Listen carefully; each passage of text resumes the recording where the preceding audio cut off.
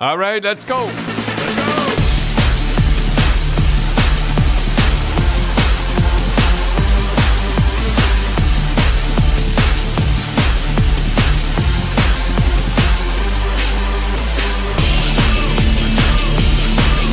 All right. Tim, the Leafs, I know everybody's on the Leafs, but I think they're playing pretty good. Yeah, what's the problem? Well, the problem is they run into the hot goaltenders. Yeah, when your goalie's given up, your playing's given up less than 2 goals a game, it's tough winning. And they're playing good. And the Bruins are playing okay, just getting enough goals to win. And well, we were watching game 3, so the first one back, and the Bruins were kind of dopey, right? And then Reeves and those guys started running around, hitting guys, and they kind of woke them up a little bit. Yeah, don't wake the Bruins up. And then they started to score some goals. Yeah. So the big thing, Dad, one of the big hullabaloo everybody going about was Matthews, Marner, and Willie on the bench arguing back and forth. Well, they weren't arguing. I guess they were arguing a little bit. But I don't remember the Bruins arguing on the bench. We were out in the open there pretty good. No, they directed all their hate towards the other team. That's right. So, hey, I remember when Terry O'Reilly wouldn't cover the points. I'd say, oh, well, we all cover the points. Everybody covers the points, but not Terry. And he told me about 2 years later, he used to take his gloves off when he'd be on for a goal, and it'd come from his point. He used to take his gloves off and grab the bottom of his pants so he wouldn't come and choke me to death. But I'm glad to hear that. Yeah. Anyhow. You know, though, Dad, talking about Terry O'Reilly, when the thing with the Leafs is, I don't think anybody sets the tone for the Leafs. Terry O'Reilly set the tone for the Bruins, right? Yeah, and Barry and Stamkos and Tkachuk and Stone and Ben and Doughty and McDavid and O'Reilly. McKinnon, he even argues with the coach. Right, they kind of set the tone, and I don't think if Toronto had Corey Perry. Yeah, I don't know why they picked him up. They could have picked him up for nothing. You know that one of two things, if not, and he wanted to come here too. Yeah, the first time he was standing in front of the net and somebody touched him, he would have fallen into Swayman for sure. Or he would have tried. He would have done something. He would have done something, and I just don't think that. And and I think what happened with the Leafs a little bit too, is that they started to dwell on that 70 goals. Yeah, and it got them, threw them off a little. Well, they're not over yet. They can still. The Bruins have been in this position last year, and they ended up losing. Well, let's hope they'll win the next game. Yeah. So, you played? Did you ever remember? The guys yelling at each other on the bench, or you used to say though that a lot of times. One thing I remember is Joe Crozier. We were losing 4-0 or 4-1, and he was just changing lines, and I remember Jerry Eamon turned to me, and we tied it up. By the way, we tied it up. As soon as we tied it up, he says, Joe's coaching again. Yeah. I never forgot that. So you said, though, a couple of times you used to get in arguments with him about guys playing, who's playing and stuff like that. Well, I remember one time we were playing Portland, I think it was. When you think of it, every guy that was playing pro and back in those days would have been playing in the National Hockey League. No, never mind. And if you went six teams. Yeah, in the American League, 6 teams in the Western League, and in 6 teams in the Central League, that with Tulsa was in. We'd let everybody be playing pro, and then some, and then we'd have some guys left over. But anyhow, I remember playing Portland, and I was out there. I was out there without Rose and everybody, and I was there, and I wanted to get home so fast. And I said, bench that guy. He's yellow as a duck's foot. What did you say? He said, bench him. He says he's as yellow as a duck's foot. And then did Crozier bench him? He benched him. Yeah. So there was another time you said that you got in an argument with Crozier. I tried not to get in an argument with him. I said, why don't you put Duffy on Nolay? Was it Simon Nolay? Simon Nolay, boy, could he skate? Boy, he could fly. And I said, put Duffy on Nolay. I says he'll slow him down. He'll say Duffy can't skate with Nolay, and he said that in front of the players. The worst thing he could have said. And Duffy got the winner, and the players started yelling and hollering, usually like they usually do. Duffy can't skate with Nolay. Duffy can't skate with Nolay. That's what they were. That's what they were hollering.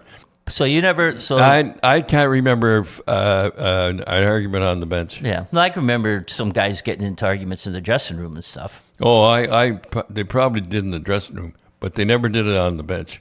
Okay, Dad. So next game's back in Boston. They're playing pretty good. They're out shooting them. Yeah, they're out shooting them, and so I say the Leafs will win the next game, and then they're on their own after that. I'm not an excuse guy for the Leafs, but they do seem to run into goalies in the playoffs, like Carey Price in Montreal. I don't know whether they're shooting or it's... The one thing that you mentioned, Dad, that we were watching the game we were saying, Swayman's not being bugged. Like, he pretty much sees everything. Yeah. And he doesn't, there's not a lot of rebounds. But they're still out shooting them. They get lots of chances. And this guy in Boston seems to be picking the right goalies at the right time. And that's all you need. So the Winnipeg fans, they got to be a little bit disappointed. Well, Hellebuck, he's not playing like he usually does. He's average of 5, and you just can't have goaltending like that. You got to have a hot goaltender. The first game, and it looked like Colorado was struggling a bit, and he just looked like McKinnon just said, "No, like they lost, but they lost 7-5," and you could just see him, like, just seem to ramp up his game. Yeah, and boy, he argues with the coach. That's right. You talk about, can you imagine if, like, Matthews turned around and started yelling at Will and at Keefe like McKinnon yells at their coach sometimes? Yeah. Well, I don't know. And it's Hellebuck, and if he doesn't start playing, Well, today's Sunday, so hopefully they'll get going. Well, let's hope so, because I hear he's a pretty good guy. Well, the Canucks and the Preds, as they say, bad news for Canucks. But he puts in that Casey DeSmith, and he played like $1 million.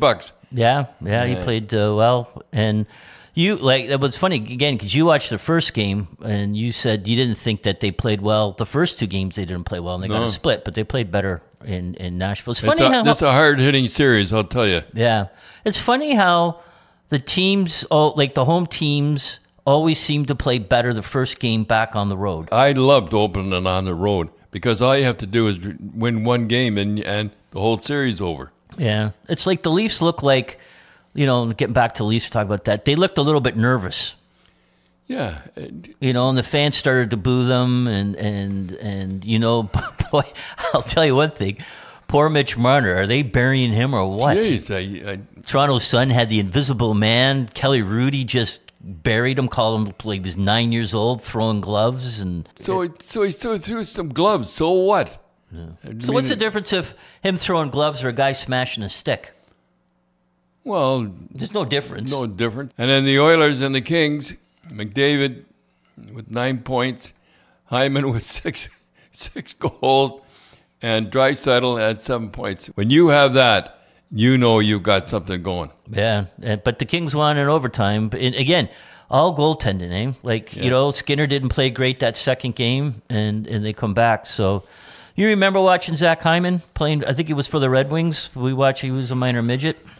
I remember him playing, and he was blocking shots. Remember, he was blocking shots all the time. That's all he could do. Yeah. And how they ever let him go is beyond me. Yeah, they couldn't afford the $5 million for the 50. But I remember, I think we talked about it before. I remember watching him when you and I watched him when he was 15, and he was kind of the same player. Like, he really tried hard. Like, he never took a shift off, but he wasn't a great skater. But again, he blocked shots, kind of banged in the corner, in the corner, and it was just like that now, but Only can score. he got scoring touch. I don't know where. Oh well, I mean, when you're with McDavid, all you have to do is lay your stick on the ice, and he'll find you. Yeah, that's like his hat trick goal. He was just standing at the side of the net, and he banked it off. McDavid banked it off his skate, but he got open and stuff. Well, like that. putting the puck in, that's the main thing. Yeah, I really admire on that LA team that Drew Doughty. He hits and gets hit and takes a hit and screaming and yelling. And you know what? I remember when he first come in the league, I said, I really like that Drew Doughty. Here he is. Well, how many years later? Oh, I don't know. He's been in the league a long time. I remember watching him on the Toronto Marley tournament. So he would have been 15 years old at that Etobicoke Ice Sports. And same thing. He was kind of the same kind of guy back then. Like if you riled him up, look out. And I remember he really got corked in the corner. It was kind of a dirty hit. And the next shift, he got the puck, and he went through the whole team and just snapped the top corner. It didn't jump around, like he was mad. And it's funny to see, like, guys like that. They were the same player at 15. Another guy that was like that was Wayne Simmons. Remember him? Yeah. Remember we were watching him when he was 15 years old. I remember you saying, man, there's one kid I wouldn't want to go in the corner with is that Simmons kid. Because remember, he was all elbows and knees and stuff. And then Owen Power Owen Power. There's a guy I never thought he'd be as good as he is. Well, anyway, do you think the Oilers or the Kings have a chance against the Oilers? Or no, I think they just keep throwing that line out there and on the power play, and I don't think they have a chance. Dad, the playoffs are here, and there's never been a better time to bet your favorite Canadian team with our favorite Canadian sportsbook, NorthstarBets.com. They're proudly Canadian brand and one of the best places to play in Canada. NorthstarBets.com has everything you're looking for, a sportsbook with built-in betting sites and an analysis, slots, live dealer tables, exceptional customer service. Get in the playoffs action now at NorthstarBets.com. And you're picking the Leafs next game in Boston. I'm picking the Leafs the next game in Boston. So speaking of playoffs, Dad, Sammy Boy won from Facebook. He said, hey, Grapes, you coached the Bruins in playoff games in Pittsburgh, Philly, Chicago, L.A., Montreal. Which fans gave the Bruins the hardest time? I have to say the Pittsburgh fans were the toughest fans of all. They used to reach over the glass, and I remember I had a beautiful, lovely suit on. Gee, it was nice. And they poured beer on the suit. And I remember you told Mike Milbury to give him your helmet. I did it as a joke. He said, what about me? He said, who cares about you? You're 50 defenseman or something like that. But he was second defenseman. Yep. But I just said he's 50 defenseman. But anyhow, I remember when I come out, they had blue. Like a big stuffed bull terrier. Yeah, it was huge. It was probably 3 or 4 feet tall. It really was a nice. Yeah, it was beautiful. It looked like a bull terrier. Yeah, and I give him thumbs up and all that and everything. He was way up on top, and when I come out for the fourth, we were beating him 3-0, and I come out for the fourth, and he was hanging blue by the neck. Said "Die blue, die." But I remember you saying one time in Montreal, somebody threw a Zippo lighter at you. Oh yeah, if that Zippo lighter had hit me on the head, it hit me on the shoulder, and if it had hit me on the head, I'm gonzo. Yeah. Oh boy, they were heavy. Those Zippo lighters were heavy. They were really. And it hit me on the shoulder, and I turned around, and I caught the guy. Tony, he was still yelling and screaming. Yeah, there's a video of you on pointing up into the crowd. Because back then, both in Toronto and Montreal, there was there was nothing between you and the fans. No, it should have been. Well, Detroit, too, they threw something at you. Well, I was a big, brave guy up there yelling and hollering and everything, and all of a sudden I looked down and I saw a bullet, and a guy had been murdered the game before at a tennis match. And, calm down. And they pick up asphalt and fired at you too. And boy, when I saw that bullet, I pulled my horns in pretty fast. So, Dad, some sad news. Bob Cole, buddy, passed away this week. Yeah, it was a funny thing. It was Ralph Mellanby seemed to favor both of us. We couldn't do anything wrong. And I remember... Well, I've been talking about Bob, but anyway, I remember telling him I can't. the guy keeps pointing at the cameras all the time. Yeah, you had 2 cameras, right? Yeah. I said, one camera. He said, you can't do that. The guy, I said, well, I'm doing it. And so I asked Ralph, and Ralph said, well, give him 1 camera. Yeah. And so that's all I had for was the 1 camera. But anyhow, Bob Cole, when you heard the voice, Bob Cole, like when you heard the voice and you knew he was doing a game, you knew it was hockey. Yeah. You know, like, the funny thing is, like, I think today, if Bob Cole tried to get into broadcasting, I don't think he'd have a chance, because I think all the broadcasters, you know, pretty much sound the same. Yeah, Chris Cuthbert's the best, I think, right now. But when Bob Cole called the game, I mean, he sounded generally excited when something happened. Yeah, and he used to get hockey sticks from Gretzky and get all that stuff and everything. Ron and I used to sit way up high. You know, a good friend of his was Ron McLean. Yeah. Yeah, they get drinking afterwards. What did Bob drink? He drank dark rum. Yeah, Captain Morgan. If it didn't have Captain Morgan, we had to go to another spot. So we used to go to about 3 spots till we had Captain Morgan. Anyhow, and of all places, one time we went and we were in Newfoundland, and we couldn't find Captain Morgan. We couldn't find Captain Morgan. We finally found it, but he would not drink anything else but Captain Morgan. I remember a time I was coming down from Canada, and we were in New York, and I got a big bottle of Captain Morgan, and he came knocked on the door, and I knew it was him, and I said, Bob, I couldn't get it. And I had to tell him fast that Captain Morgan was behind the television, cradled it like a baby. No announcer, and it never will be another announcer as good as him. Yep. I remember the Hamel got hit in the eye. That was a big Montreal Quebec. That was fight. a big. They're going to let some other team in besides Quebec. Bruins and Canadians were a big rivalry, but nothing like Quebec and Montreal. Boy, they hated one. They really definitely hated one another. Yeah. Anyhow, so there was that big brawl. I think it was in the playoffs, right? Yeah, it was in the play. Well, Dick Urban, when the brawl started and there was blood and everything like that, Dick Urban had to leave because Wilma, his wife, didn't like blood. She hated blood, and there was a lot of blood in that game. So anyhow, I got sent up to do the thing, and I had the whole story. I had the whole story. Right. So you were sent up on the booth to do color with with Bob. Bob. To do it with Bob, and I remember Bob was about 10 feet away, and he says, and I said, I got the story here, and I pointed down, and I got the story, and Bob went on to yes and everything. And when he come to me, he says, "Now we have a guy that has the full story," and I wouldn't answer him because you were trying to say, and he kept hushing you. He kept putting his hand up, stop. So finally, I did it, and boy, when he was through, he used to loosen his belt and everything like that, and his pants, and when he stood up, his pants fell straight down. And there's a little guy standing there with his shorts. We shouldn't be telling stories like this, I guess. But anyhow, it was pretty funny. Yeah, I remember one of my good friends was a floor manager with Bob. Really liked Bob Cole, Kevin Hunt. He used to work with him. Kevin Hunt. And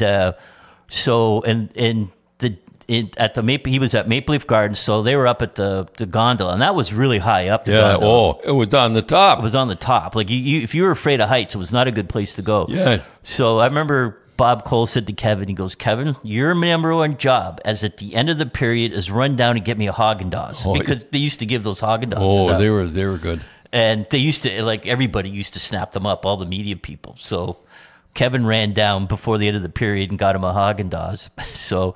Period's over and Bob's kind of relaxed and I think he's having a smoke and he says, "Kevin, did you get me the Haagen-Dazs?" So Kevin goes, "Yeah," and he threw it to him. Bob wasn't expecting it and he grabbed it and he kind of fumbled it and he dropped it out of the Foster Hewitt gondola. Yeah. And boy, did he get mad at Kevin. See, that hit somebody, he's going to be concussed. And Kevin said, he says, I was getting cussed out by Bob Cole. It sounded like a play-by-play.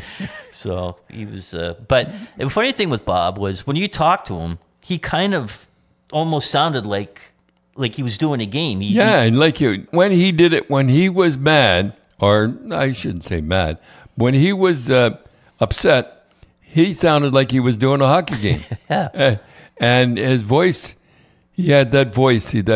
There's something about that voice. Yeah. That was hockey.